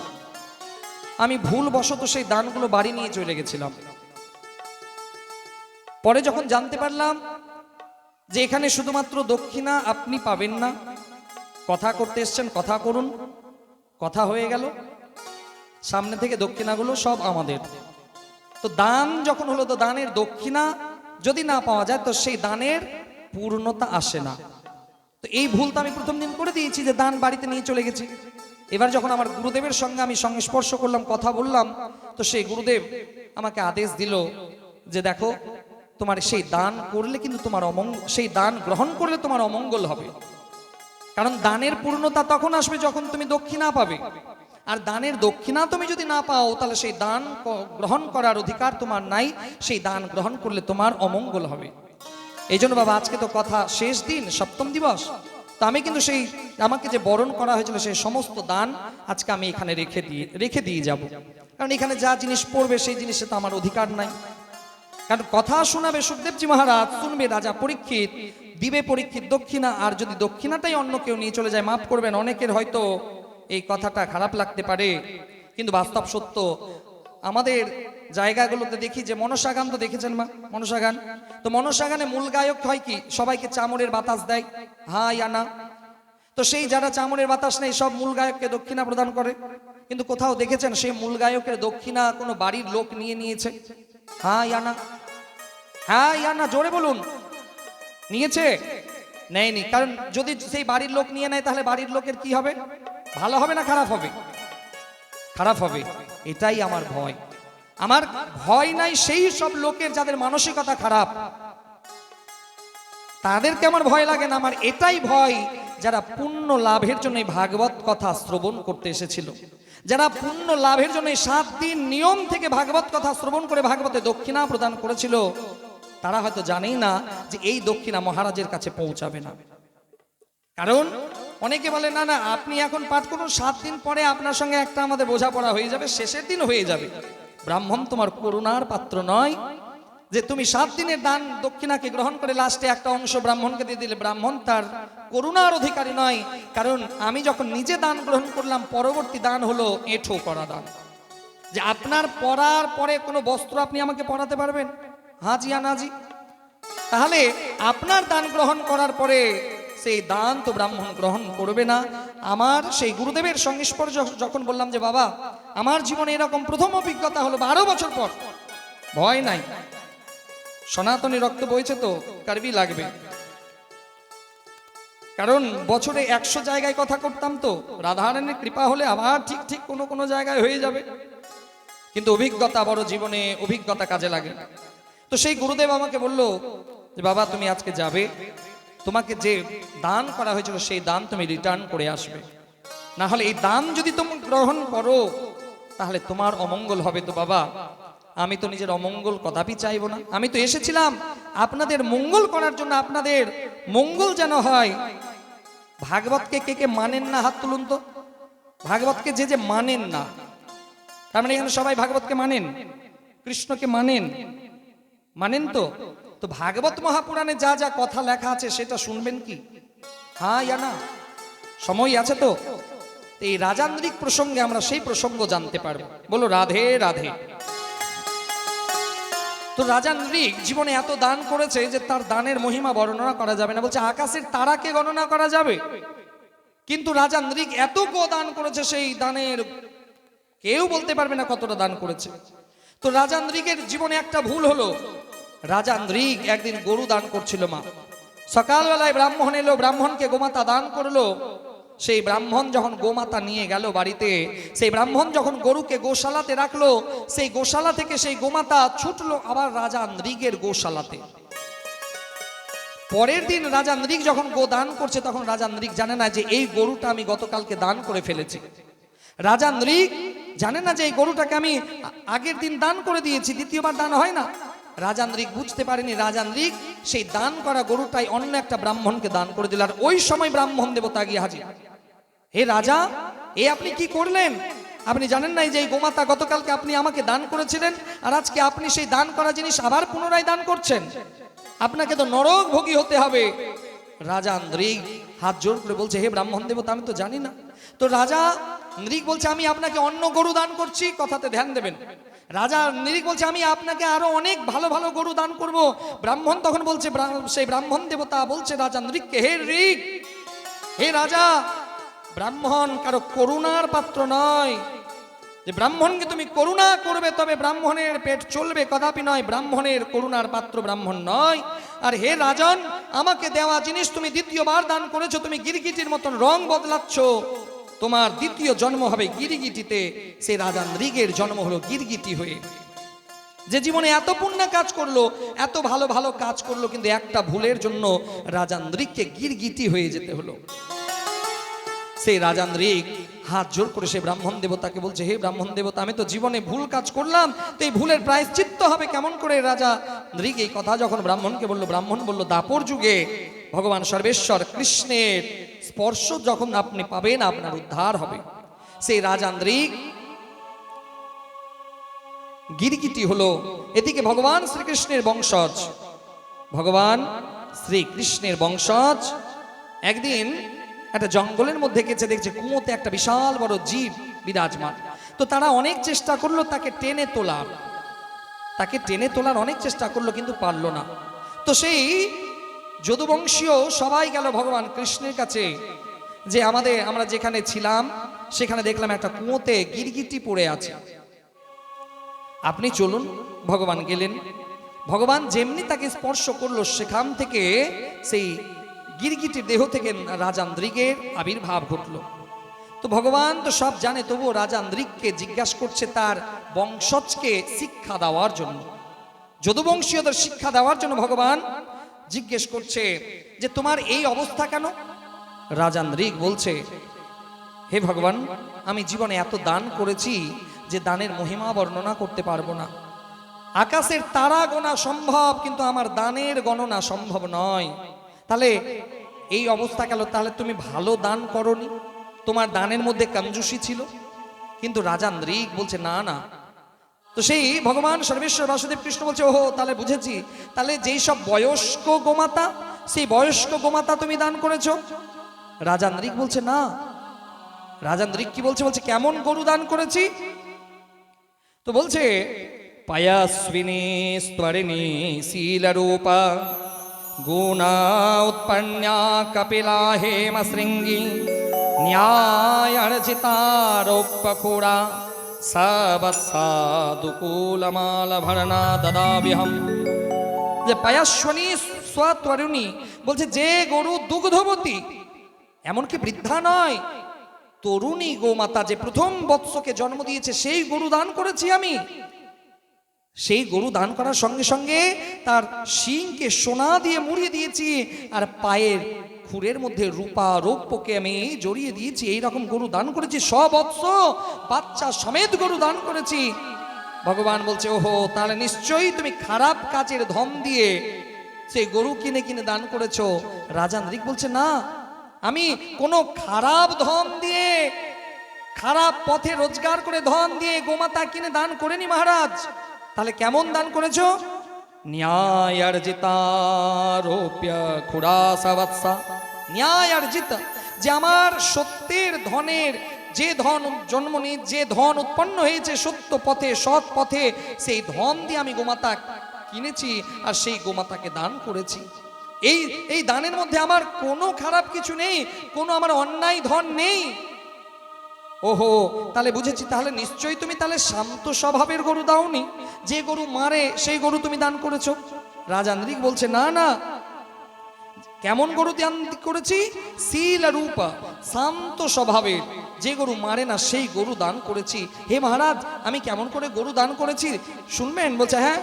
স্ব অলঙ্কৃতেভ্যা গুণশীলবদভ্যো শীদাৎ কটুম্বেভ্যো रीताव्रतेभ्यो तपश्रुता ब्रह्मा वदान्य सदभ्यो प्रादायमयोभ्य द्विजपुंगावेभ्य। বলছে, আমি গোমাতা যখন দান করেছি, সেই গোমাতার খাওয়ারের অন্ন পর্যন্ত দান করেছি। গোমাতা যে ভোজন করবে সেই অন্ন পর্যন্ত আমি দান করেছি মহারাজ। তাহলে আজকে এই অবস্থা কেন? বলছে, একটা ভুলের জন্য আজকে আমার এই অবস্থা।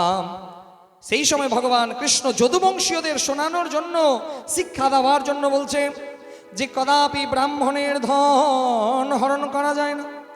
ভাগবতের দশমী স্কন্ধে 64তম অধ্যায়ে 33 নম্বর শ্লোকে বলা হয়েছে, নাহম হলাহলং মন্যে বিষম ইয়স্য প্রতিক্রিয়া ব্রহ্মস্বং হি বিসং প্রোক্তম নাস্য প্রতে বিধির ভুবঃ। কি বলছে? বলছে যে যদি কেউ বিষ পান করে নেয়, হলাহল বিষ পান করে নেয়, তার চিকিৎসা হবে। কথাতে ধ্যান দেবেন, আমি বলছি না। গোবিন্দ ভাগবতে দশমী স্কন্ধে 64 নম্বর অধ্যায়ে 33 নম্বর শ্লোকে গোবিন্দ রাজান্দ্রিককে সামনে রেখে তার বংশীয়দেরকে শিক্ষাদান করছেন। বলছে হলাহল বিষকে যদি কেউ পান করে নেয়, তার চিকিৎসা করে সে হয়তো বেঁচে যাবে, কিন্তু কেউ যদি ব্রহ্মস্বম হি বিসং প্রোক্ত্যম ন্যাস্য প্রতির্বিধির ভুবি, কিন্তু কেউ যদি কোনো ব্রাহ্মণের ধনকে হরণ করে নেয়, ত্রিজগতে তাকে কেউ বাঁচাতে পারে না। হলাহল বিষ যদি পান করে নেবে তার চিকিৎসা হবে, কিন্তু ব্রাহ্মণের ধনকে যদি হরণ করে নেয় তাহলে তাকে কেউ রক্ষা করবে না। দ্বিতীয় শ্লোকে বলছে, কেউ যদি নিজের বিনাশ চায় তাহলে সে ব্রাহ্মণের ধনকে হরণ করবে। বলছে হীনস্তি বিষমাত্তারং বহ্নিরব্ধি প্রসাম্যতি কূলং সমূলং দহতি ব্রহ্মসার নিপাবকঃ। তো বলছে কেউ যদি বিষ পান করে নেয় তার চিকিৎসা আছে, কেউ যদি আগুনে পুড়ে যায় তার চিকিৎসা আছে, কিন্তু কোন ব্যক্তি ব্রাহ্মণের ধনকে যদি হরণ করে, ভগবান শ্রীকৃষ্ণ বলছে কূলং সমূলং দহতি ব্রহ্মসার নিপাবকঃ। কূলং সমূলং, তার কুল সমূল ব্রাহ্মণের সেই ক্রোধাগ্নিতে ভস্মীভূত হয়ে যায়। আমার তো এটাই ভয় যে আমি এসেছিলাম এখানে কল্যাণ করার জন্য, 7 দিনে মানুষের কল্যাণ করব, কিন্তু না জানি কোন পাপ আমাকে গ্রাস করলো। কারণ একটা ভুলের জন্য যদুবংশ ধ্বংস হয়ে গেছে। মা, আমার এত কষ্ট হচ্ছে আজকে। তাদের কথা আমি বলছি না যাদের মানসিকতা খারাপ হয়ে গেছে, কারণ এরা তো আজকে ভগবানকে সামনে রেখে ব্যবসা করতেও প্রস্তুত। তাদের জন্য ভয় লাগছে, যারা পুণ্য লাভের জন্য এই জায়গাতে এসেছিল তাদের কি হবে।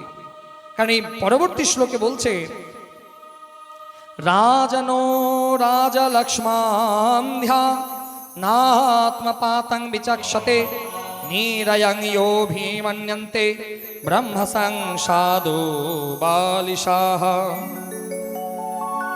যে মূর্খ রাজা নিজ রাজৈশ্বর্যের মত্ততায় ব্রাহ্মণদের সম্পত্তি অপহরণ করতে উদ্যত হয়, তা জেনে রাখা ভালো যে তারা জেনে শুনে নরক গমনের পথ প্রশস্ত করছে।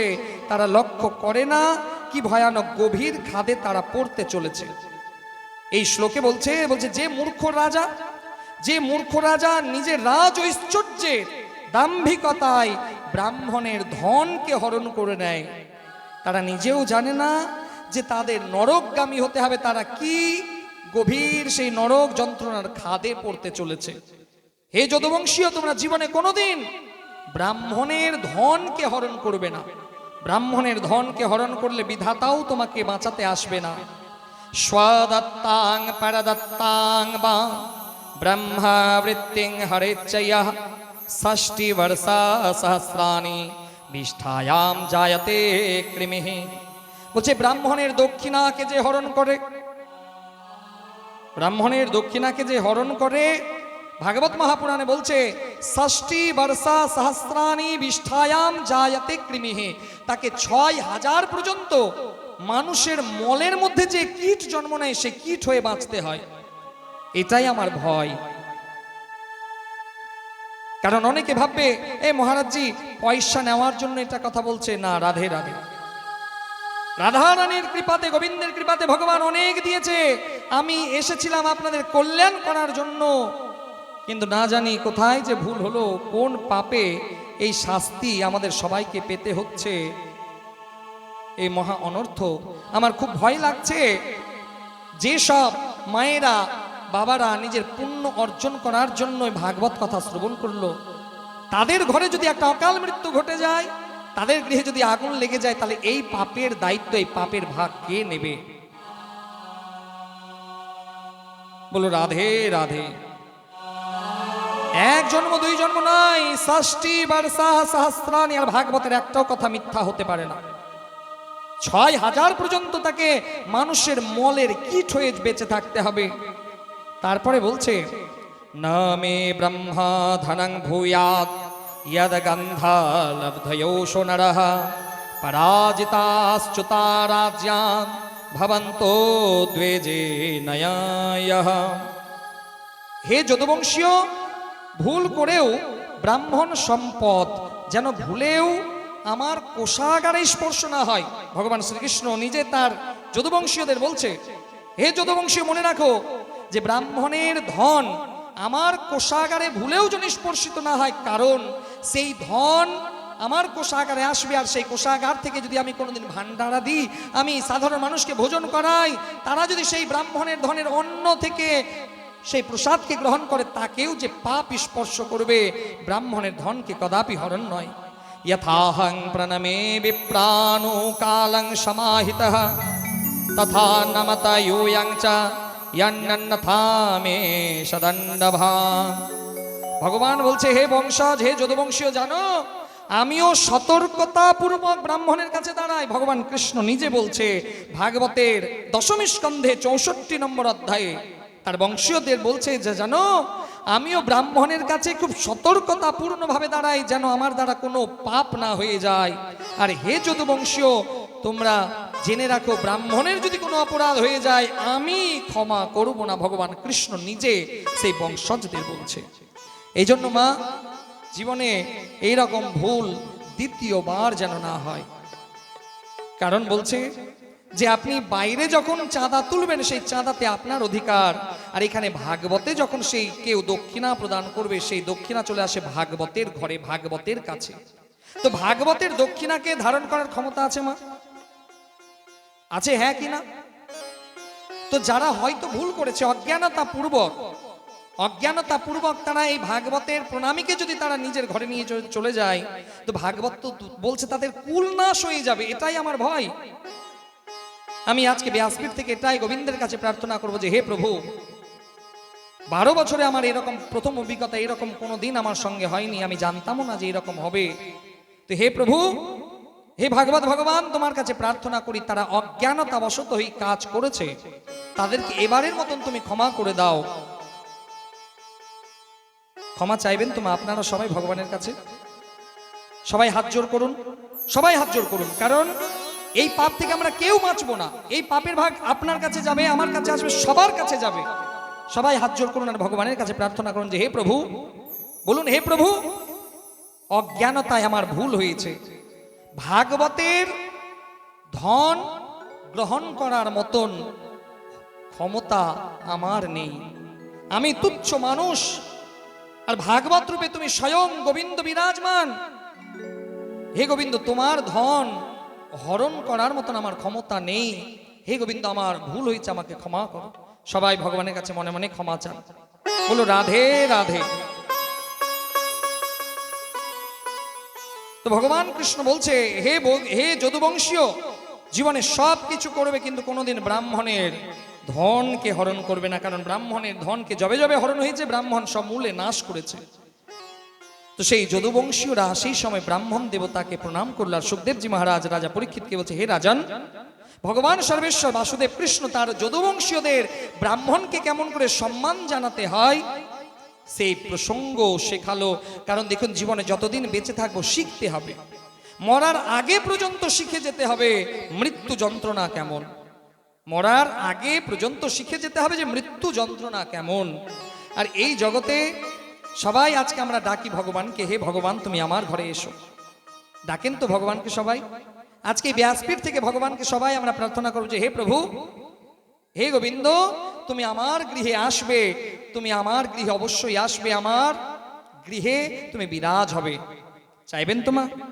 সবাই মিলে আজকে কথা বিরামের দিন আমরা সবাই হাত জোর করে আজকে সেই ভগবানকে এই ভজনের মাধ্যম দিয়ে ডাকবো, চোখ বন্ধ করে, যে হে প্রভু, আজকে যারা আমরা এই ভাগবত পাঠে এসেছি আমাদের গৃহে আপনার পদার্পণ হোক, আপনারা অবশ্যই আমার গৃহে আসবেন। বলো রাধে রাধে। बोलिए भक्तवत्सल भगवान की जय, बोले राधा रानी की जय, भागवत भगवान की जय। আসুন সেই ভজনের রসাস্বাদন আমরা করি, তারপরে কথাকে এগিয়ে নিয়ে যাব।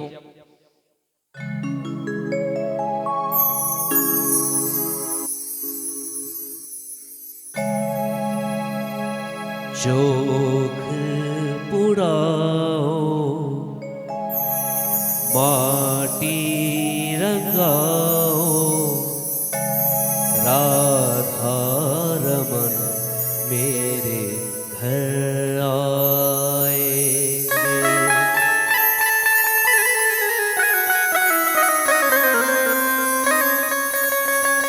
चौख पुराओ माटी रंगाओ राधा रमन मेरे घर आएंगे। राधा रमन मेरे घर आएंगे। खबर सुना जो खुशी रे बता जो राधा रमन मेरे घर आएंगे। राधा रमन मेरे घर आएंगे।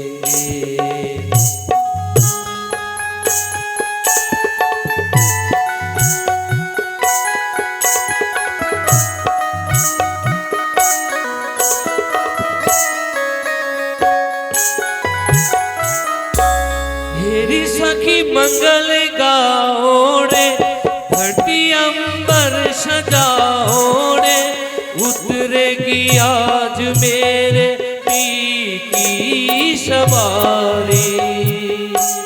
हर कोई काजल लाओड़े मुहे काला टीका लगाओड़े उनकी छवि से दिखूं मैं तो प्यारी।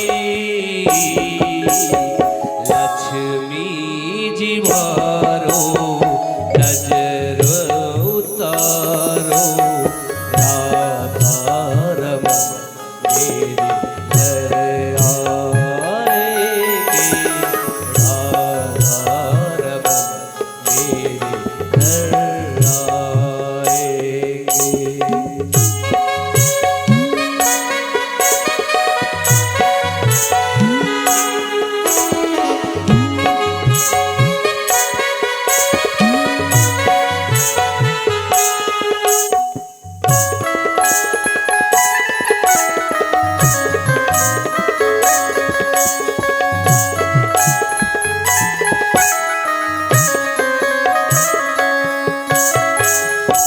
रंगों से रंग मिले नए नए ढंग खिले खुशी आज द्वार मेरे ढाले है मेरा।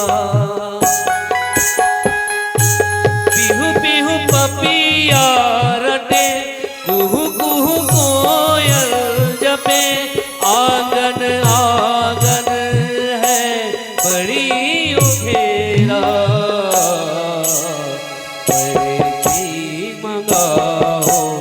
नजर उतारो राधा रमन मेरे घर आएंगे। राधा रमन मेरे घर आएंगे। चौक पुराओ माटी रगाओ राधा रमन मेरे घर आएंगे। राधा रमन मेरे घर आएंगे। खबर सुना जो खुशी रे बताओ जो राधा रमन तेरे घर आएंगे। राधा रमन तेरे घर आएंगे। राधा रमन तेरे घर आएंगे। बोलिए भक्तवत्सल भगवान की जय। बोलिए भक्तवत्सल भगवान की जय। আর একটা কথা মনে পড়ে গেল, এই কথাটা অবশ্যই বলতে হয়। আজকে জানি না কেন করে এইরকম প্রসঙ্গগুলোই মনে পড়ছে। বলো রাধে রাধে। সবরই একটা প্রসঙ্গ মনে পড়ে গেল। সময় আছে।